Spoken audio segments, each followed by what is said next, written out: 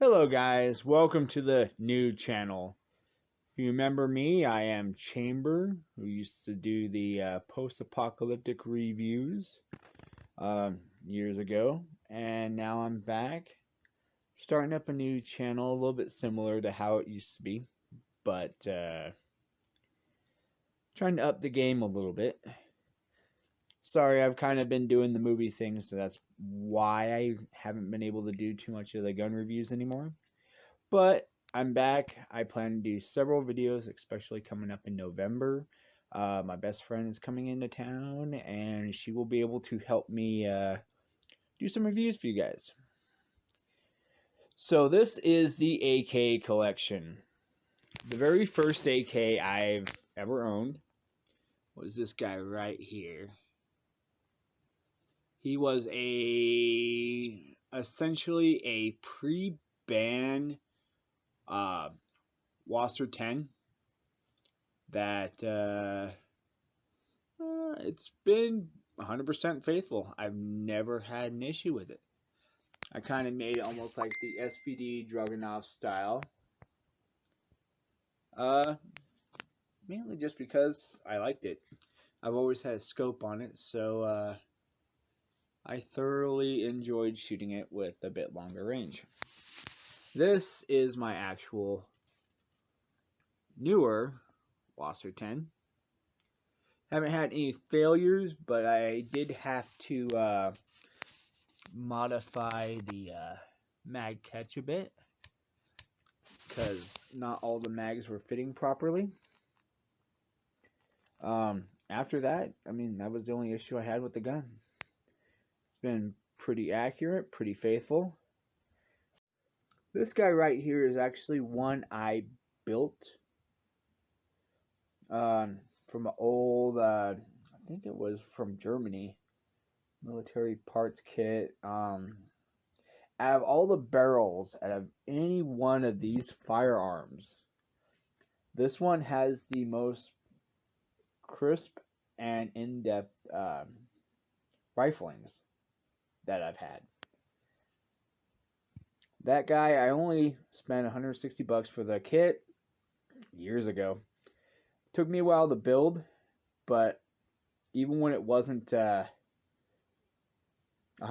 complete and I was just trying it out to make sure it functioned, hasn't failed.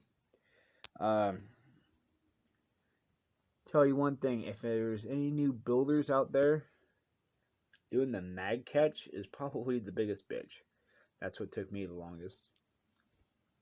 Other than that, I used the Tapco screws. End up doing the larger screws for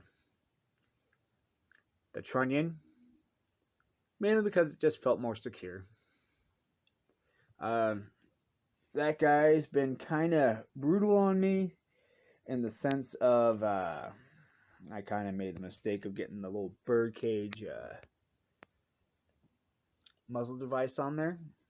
So out of all the AKs, even the pistol ones, that one has the most recoil. Fun to shoot, accurate. Never had an issue with the function, so really have no issue with it. I did get an IO receiver for it. I got that before I realized all the negativity about IO parts, but still really have no issue with it. This guy is my newest one from my collection. This guy is a C39 V2, the pistol version. I've seen other pistol versions of it that don't look, well, the same. I know this one has the option to do the, if you want to make an SBR, to do the folding stock, which is kind of neat. This one has been the least reliable from most of my firearms. It's comfortable to shoot. Don't get me wrong on that. Very comfortable to shoot. But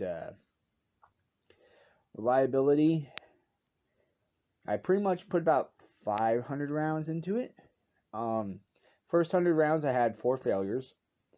And then I put maybe about another 200 rounds downrange. No failures after that. I did a buffer because most of these have buffers in them, just because, why not? But I put a buffer in there, and it failed like once a mag. So I was like, nope, I took it out. It's been okay ever since, which is what I've heard opposite of IO.